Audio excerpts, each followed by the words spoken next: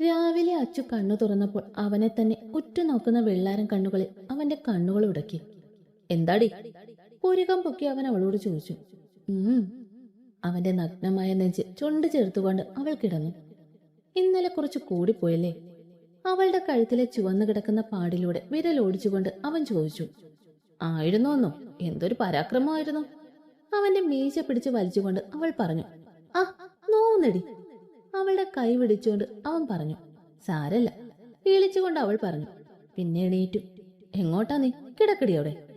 എണീറ്റ് അവളെ വീണ്ടും അവൻ ബെഡിലേക്ക് തന്നെ വലിച്ചിട്ടു. സമയം വൈകി കേട്ടാ, അമ്മ ചീത്ത പറയും. ജെനി അവനോട് പറഞ്ഞു.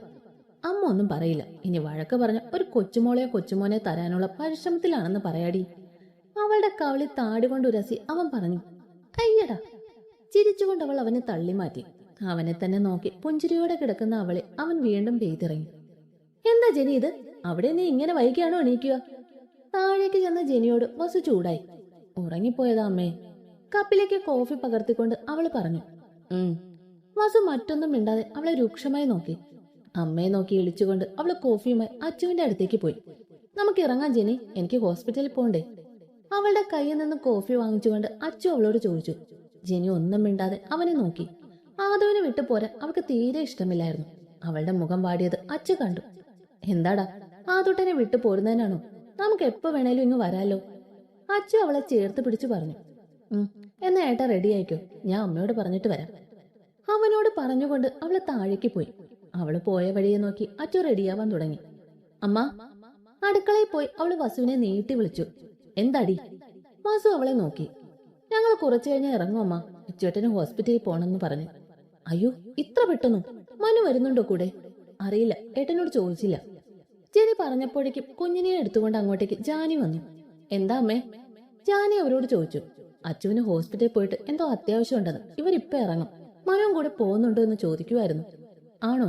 ഇല്ല, മനുവേട്ടൻ വൈകിട്ടേ പോകുന്നുള്ളൂ എന്ന് പറഞ്ഞു. ആ, എന്നാ നീ ചെല്ലി ജെനി, അച്ചുവിനെ കഴിക്കാൻ വിളിച്ചിട്ട് വാ, ഞാൻ അച്ഛയെ വിളിക്കട്ടെ. ജാനി മനുവിനെയും വിളിച്ചോ? വസു അതും പറഞ്ഞു പോയി. കുഞ്ഞിനൊരു ഉമ്മയും കൊടുത്ത് ജെനി അച്ചുവിനെ വിളിക്കാൻ മുറിയിലേക്ക് പോയി. ജാനി അവളുടെ മുറിയിലേക്കും. റെഡിയായോ? കഴിക്കാൻ പോവാം. മുറിയിലേക്ക് ചെന്ന് ജെനി അച്ചുവിനോട് ചോദിച്ചു. ആ, ഞാൻ റെഡിയായി, നീ റെഡിയാവും, ഒരുമിച്ച് താഴെ പോവാം. അച്ചു ബെഡിലിരുന്നു. ജെനി ഡ്രസ്സ് എടുത്ത് ഡ്രസ്സിംഗ് റൂമിലേക്ക് കയറി റെഡിയായി വന്നു. എല്ലാവരും ഒരുമിച്ചിരുന്ന് പ്രാതൽ കഴിച്ചു. അച്ചുവും ജെനിയും അവരോട് പറഞ്ഞിറങ്ങി. എന്നെ ബത്ലഹേമിലേക്ക് വിടാമോ ഏട്ടാ, ആനിയമ്മയുടെ അടുത്ത്? വീട്ടിലേക്ക് പോകുന്ന വഴി അവൾ അച്ചുവിനോട് ചോദിച്ചു. പോണോ? എന്നാ ഞാൻ ഹോസ്പിറ്റലിൽ പോകുന്ന വഴി അങ്ങോട്ടാക്കാം, തിരിച്ചു വരുമ്പോ പിക്ക് ചെയ്യാം, പോരെ? അവളെ നോക്കി ചിരിയോടെ അവൻ ചോദിച്ചപ്പോൾ അവൾ മതിയെന്ന് തലയാട്ടി. ആഹാ, നിങ്ങൾ ഇങ്ങ് വന്നോ ഇത്ര പെട്ടെന്ന്? അവരെ കണ്ട ചന്ദ്രൻ ചോദിച്ചു. എനിക്കിന്നൊരു സർജറി ഉണ്ടച്ചാ, അകത്തേക്ക് കയറിക്കൊണ്ട് അച്ചു പറഞ്ഞു. അപ്പോഴേക്കും അവരുടെ ശബ്ദം കേട്ട് സീതയും പുറത്തേക്ക് വന്നു. നിങ്ങൾ എത്തിയോ? മനു അവനെവിടെ? സീത അവരോട് ചോദിച്ചു. ഏട്ടൻ വൈകിട്ട് വരാന്ന് പറഞ്ഞു, മോനെ നോക്കി ഇരിക്കുന്നുണ്ട് അവിടെ. ചിരിച്ചുകൊണ്ട് ജെനി പറഞ്ഞു. എന്നാ നിനക്കും വൈകിട്ട് വന്നാ പോരായിരുന്നോ മോളെ? അവളുടെ കവളി തലോടിക്കൊണ്ട് സീത ചോദിച്ചു. അത് എനിക്കൊന്ന് ആനിയമ്മയുടെ അടുത്ത് പോകണമെന്നുണ്ടമ്മ, അതുകൊണ്ടാണ് ഞാനൊന്ന് ആനിയമ്മയെ കാണാൻ പൊയ്ക്കോട്ടെ. അവൾ സീതയും ചന്ദ്രനെയും നോക്കി. അതിനെന്താ, മോള് പോയിട്ട് വാ, അച്ചു ഹോസ്പിറ്റലിൽ പോകുമ്പോ അവന്റെ കൂടെ പൊയ്ക്കോ. പുഞ്ചിരിയോടെ സീത അവളോട് പറഞ്ഞപ്പോ അവളും തിരിച്ചു പുഞ്ചിരിച്ചു. റെഡി ആയിക്കോ ജെനി, അച്ചു അവളോട് പറഞ്ഞ് മുറിയിലേക്ക് പോയി. നിങ്ങൾ കഴിച്ചോ അമ്മ? ജെനി സീതയോട് ചോദിച്ചു. കഴിച്ചടാ. നിങ്ങൾ കഴിച്ചില്ലേ? കഴിക്കാൻ എടുക്കണോ അമ്മ? വേണ്ട, കഴിച്ചിട്ടാ വന്നത്, ഞാൻ പോയി റെഡിയാവട്ടെ. ജെനി അവരെ നോക്കി പുഞ്ചിരിച്ചുകൊണ്ട് മുറിയിലേക്ക് പോയി.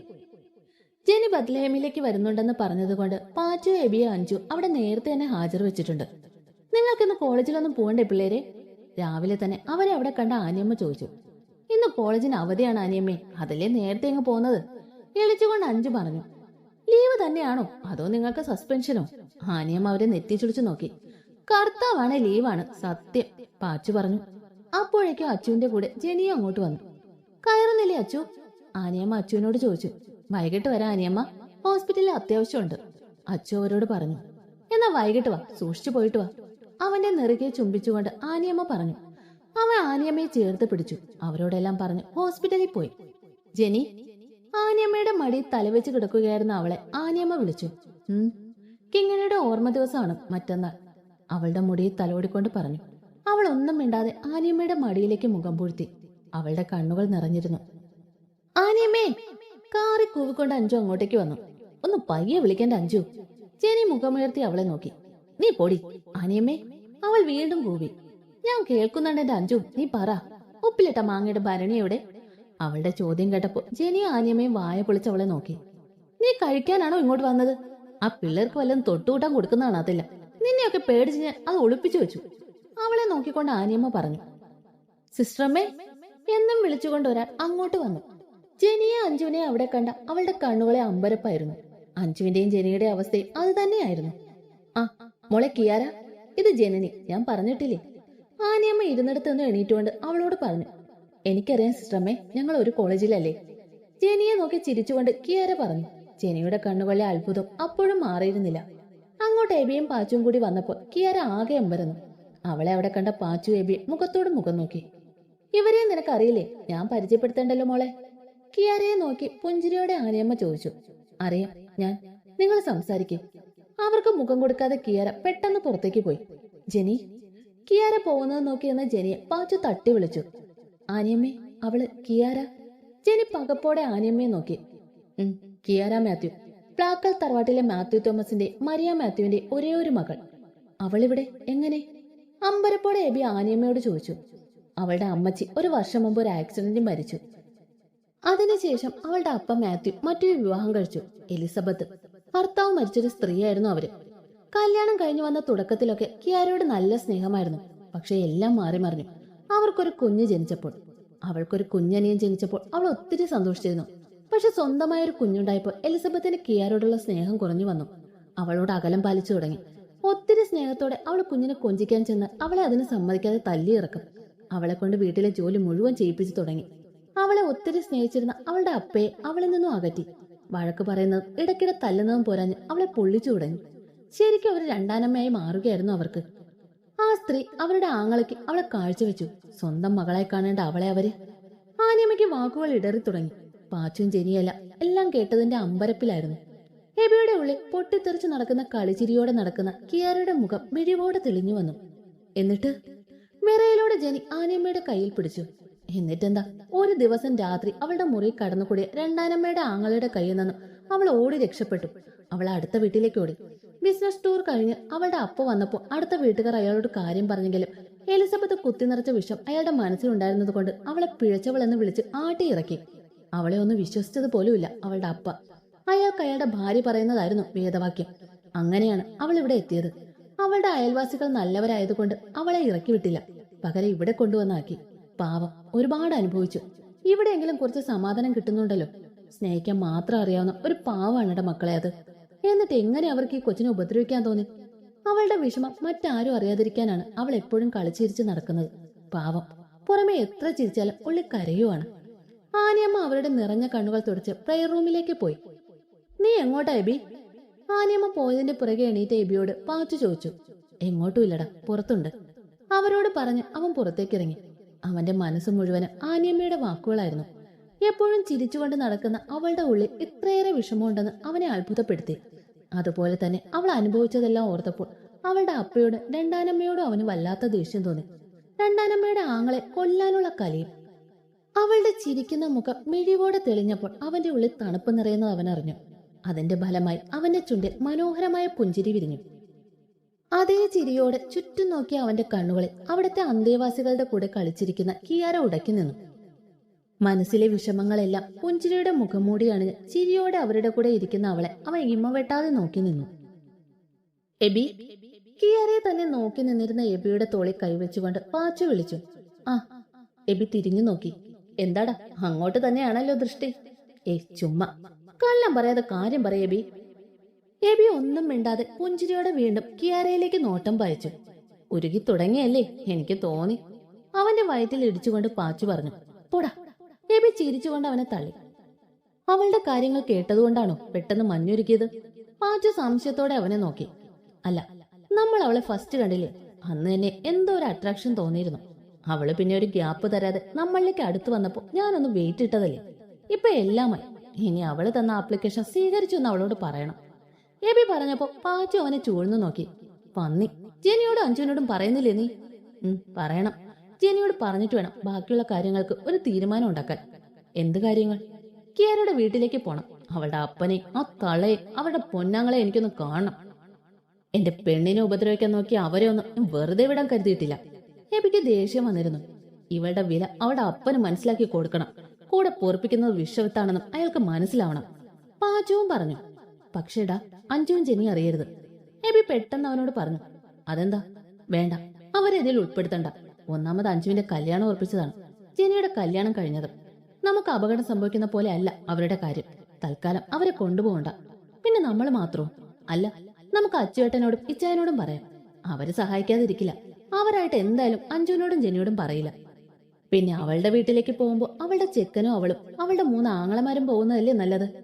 പുഞ്ചിരിയോടെ എബി പാച്ചുവിനെ നോക്കിയപ്പോ അവന്റെ പുഞ്ചിരി പാച്ചുവിലേക്കും പകർന്നു. ആഹാ, നിങ്ങൾ ഇവിടെ നിൽക്കുവാണോ? അങ്ങോട്ട് വന്ന അഞ്ജു ചോദിച്ചു. അവളുടെ കൂടെ ജെനിയും ഉണ്ടായിരുന്നു. ജെനിയുടെ മുഖത്ത് തെളിച്ച കുറവ് പാച്ചു എബിയും ശ്രദ്ധിച്ചു. എന്താടാ ജെനി? എബിയും പാച്ചു അവളുടെ അടുത്തേക്ക് ചെന്നു. ജെനി അവരോട് എന്തോ പറയാൻ വന്നത് അവളുടെ കണ്ണുകളിൽ ചിരിയോടെ സംസാരിക്കുന്ന കിയാര തങ്ങി നിന്നു. സംസാരിക്കാതെ വീണ്ടും മൗനത്തെ കൂട്ടുപിടിച്ചുകൊണ്ട് ജെനി കിയാരയെ നോക്കി നിന്നു. ജെനി, ഡാ. അവൾ ഒന്നും മിണ്ടാതെ നിൽക്കുന്ന കണ്ടപ്പോ പാച്ചു അവളെ വീണ്ടും വിളിച്ചു. എടാ, അവൾക്ക് ആനിയമ്മ കിയാരയെ പറ്റി പറഞ്ഞപ്പോ തൊട്ടുള്ളതാണ് ഈ കിളിപോയ നിൽപ്പ്. അഞ്ജു അവരോട് പറഞ്ഞു. പാച്ചു എബിയെ ഒന്ന് മൂളി. എബിച്ച, ഡാ. ജെനി എബിയെ വിളിച്ചു. എന്താടാ, പറയ്. എടാ, അവളെ കിയാരയെ നമ്മുടെ കൂടെ കൂട്ടാം. മനസ്സിലായില്ല, നീ തെളിച്ചു പറ. ഡാ, ദേവിയെ പാച്ചു കൂടെ കൂട്ടാൻ തീരുമാനിച്ച പോലെ അന്ന് തമാശക്കാണെങ്കിൽ പോലെ കിയാര നിനക്കെന്ന ആപ്ലിക്കേഷൻ നീ സ്വീകരിക്കുന്നു. എനിക്കെന്തോ അവളെ ഒത്തിരി ഇഷ്ടപ്പെട്ടു. അവളുടെ പാസ്റ്റ് അറിഞ്ഞത് കൊണ്ട് മാത്രമല്ല, ആദ്യമേ അവളോടൊരു പ്രത്യേക ഇഷ്ടം തോന്നിയിരുന്നു. നിനക്ക് എന്തുകൊണ്ടും അവള് ചേരും എന്നൊരു തോന്നൽ. അവളേക്കാൾ ബെറ്റർ ഓപ്ഷൻ നിനക്കിനി കിട്ടില്ലേ ബി? കിയാരയിൽ നിന്നും കണ്ണെടുക്കാതെ തന്നെ ജെനി പറഞ്ഞു. ഡാ, അത് ഞാൻ നിന്നോട് പറയാതിരുന്നതാണ്. എനിക്ക് ഇഷ്ടമാണ് അവളെ. നിന്നോടും അഞ്ജുവിനോടും പറഞ്ഞിട്ട് അവളോട് പറയാനായിരുന്നു തീരുമാനം. ഞാൻ ഇപ്പൊ പാച്ചുവിനോട് പറഞ്ഞോളൂ, അല്ലേടാ? എബി പറഞ്ഞുകൊണ്ട് പാച്ചുവിനെ നോക്കി. അതെ, ഈ തെണ്ടി നമ്മളറിയാതെ അണ്ടർഗ്രൗണ്ടിലൂടെ ലൈൻ വലിക്കുമായിരുന്നു. വൺ സൈഡ് ആയിരുന്നെന്ന് മാത്രം. ചിരിയോടെ പാച്ചു പറഞ്ഞപ്പോ അവരെല്ലാം പുഞ്ചിരിച്ചു. ഇവിടെ നിന്ന് പോകുന്നതിന് മുമ്പ് തന്നെ അവളോട് പറഞ്ഞേക്കെബി, അവളെ ഇനി ആരും ഉപദ്രവിക്കാൻ പാടില്ല. അവൾക്ക് കാവലായി നീ ഉണ്ടാവണം എപ്പോഴും. ഞങ്ങളും ഉണ്ട് കൂടെ. സങ്കടപ്പെടുത്തരുത് അവളെ. അത്രയേറെ വിഷമങ്ങളുണ്ട് അവളുടെ മനസ്സിൽ. ആനിയമ്മ പറഞ്ഞത് നീയും കേട്ടതല്ലേ? ശാന്തമായി ജെനി എബിയോട് പറഞ്ഞു. അവൾക്കുള്ള മറുപടി എന്നോണം എബി ജെനിയെ ചേർത്ത് പിടിച്ചു പുഞ്ചിരിച്ചു. അവരുടെ സംസാരം വാതിൽക്കൽ കേട്ടുനിന്ന ആനിയമ്മ സന്തോഷത്തോടെ അവരുടെ കണ്ണുകൾ തുടച്ചുകൊണ്ട് അകത്തേക്ക് പോയി. ഉച്ചഭക്ഷണം കഴിഞ്ഞ് എബി പുറത്തിറങ്ങിയപ്പോഴാണ് ഗാർഡനിലെ ബെഞ്ചിലിരിക്കുന്ന കിയാരെ അവൻ കണ്ടത്. അവളെ കണ്ടതും അവന്റെ ചുണ്ടി മനോഹരമായ പുഞ്ചിരി വിരിഞ്ഞു. അവൻ അവളുടെ അടുത്തേക്ക് ചെന്നു. കഴുത്തിലെ ചെയിനിൽ പിടിച്ച് എന്തൊക്കെയോ ആലോചിച്ചിരിക്കുവാണെന്ന് അവന് മനസ്സിലായി. അവളുടെ നിറഞ്ഞ കണ്ണുകൾ കണ്ടപ്പോ അവൾ ഓർക്കാൻ ഇഷ്ടപ്പെടാത്ത പാസ്റ്റാണ് അവളുടെ ഉള്ളിലൂടെ തെളിയുന്നതെന്ന് അവന് മനസ്സിലായപ്പോൾ അവൻ അവളുടെ അടുത്ത് ചെന്നിരുന്നു. അവൻ അടുത്ത് വന്നിരുന്നതൊന്നും അവൾ അറിഞ്ഞില്ല. കണ്ണുനീർ കവളിനെ നനച്ചിറങ്ങിയപ്പോൾ അവൻ അവളെ കോരിയെടുത്ത് അവന്റെ മടിയിലേക്ക് ഇരുത്തി. പെട്ടെന്നായതുകൊണ്ട് അവൾ ഞെട്ടി. എബിയുടെ മടിയിലാണ് ഇരിക്കുന്നതെന്ന് മനസ്സിലായപ്പോൾ അവൾ പകച്ചുകൊണ്ട് അവനെ നോക്കി. അവൾ പെട്ടെന്ന് തന്നെ എഴുന്നേക്കാൻ നോക്കിയതും അവൻ അവളെ പിടിച്ചിരുത്തി. എന്തായി കാണിക്കുന്നേ? വിടനെ! അവൾ അവന്റെ കൈ കിടന്ന് കുതറി. എന്നാൽ അവനൊന്നും മിണ്ടാതെ അവളെ പിടിമുറുക്കിക്കൊണ്ട് അവളുടെ കണ്ണുകൾ തുടച്ചു കൊടുത്തു. കിയാര പകച്ചുകൊണ്ട് അവനെ നോക്കി. അവന്റെ കണ്ണുകളിൽ ഇതുവരെ കാണാത്തൊരു ഭാവമായിരുന്നു. അവന്റെ ഇമ വെട്ടാതെയുള്ള നോട്ടത്തിൽ അവൾ ഉരുക്കിപ്പോകുന്നെന്ന് അവൾക്ക് തോന്നി. കിച്ചു! ആർദ്രമായി അവൻ അവളെ വിളിച്ചപ്പോ അവളുടെ കണ്ണ് മിഴിഞ്ഞു. കിയാര, അതാണ് എന്റെ പേര്. അവന്റെ പിടിവിടുവിക്കാൻ നോക്കിക്കൊണ്ട് അവൾ പറഞ്ഞു. ആയിരിക്കാം, പക്ഷെ നീ എനിക്കെന്റെ കിച്ചുവാണ്. ഞാൻ നിനക്ക് നിന്റെ എബിച്ചായനും. അവളെ നോക്കി പുഞ്ചിരിയോടെ അവൻ പറഞ്ഞപ്പോ അവളുടെ കണ്ണുകൾ മിഴിഞ്ഞു. എന്താടി നിന്റെ ഉണ്ടക്കണ്ണ് ഉരുട്ടാതെ? നീ കുറച്ചു ദിവസം മുമ്പ് എനിക്കൊരു ആപ്ലിക്കേഷൻ തന്നിരുന്നില്ലേ?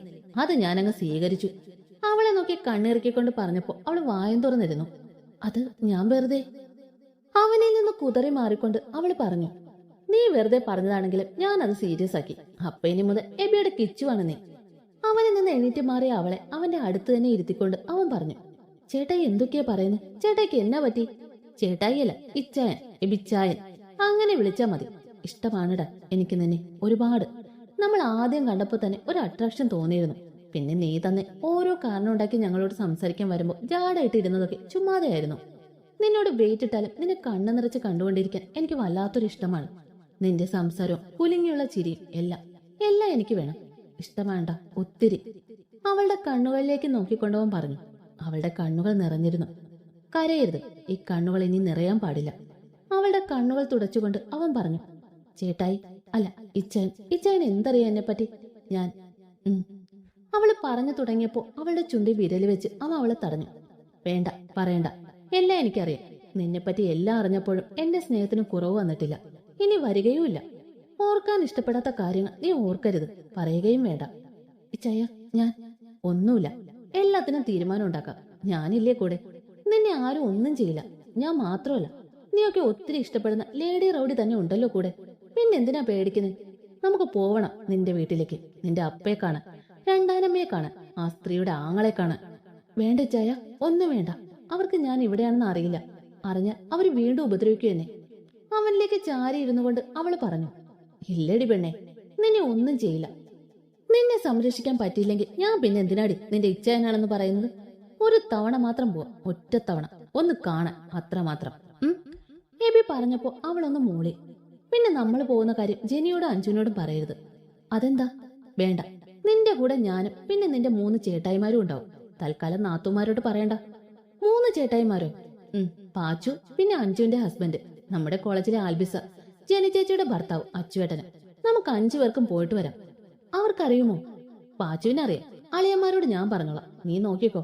എല്ലാം അറിഞ്ഞ അവര് നിന്റെ അപ്പനെ അമ്മയെ അവരുടെ ആങ്ങളെ കൊല്ലാതിരുന്നാ മതിയായിരുന്നു. ചിരിയോടെ എബി പറഞ്ഞപ്പോ അവളും ചിരിച്ചു. ദേ, ഈ ചിരി ഇത് മായരുത്. ഇതെപ്പോഴും ഈ മുഖത്ത് കാണണം എനിക്ക്, കേട്ടല്ലോ. ഇനി കഴിഞ്ഞതോർത്ത് കണ്ണ് നിറച്ച കണ്ണ് ഞാൻ കുത്തിപ്പൊട്ടിക്കും, കേട്ടല്ലോ. അവളെ നോക്കി കണ്ണുരുട്ടി അവൻ പറഞ്ഞപ്പോൾ അവൾ അവന്റെ നെഞ്ചിലേക്ക് പതിയെ തല്ലി. അവൻ ചിരിച്ചുകൊണ്ട് അവളെ ചേർത്ത് പിടിച്ചു. അവനോട് ചേർന്നിരിക്കുമ്പോൾ മനസ്സിലെ വിഷമങ്ങളെല്ലാം മാഞ്ഞു പോകുന്നത് അവൾ അറിഞ്ഞു. അവളും ഒത്തിരി സന്തോഷത്തോടെ അവന്റെ നെഞ്ചിലേക്ക് ചാഞ്ഞു.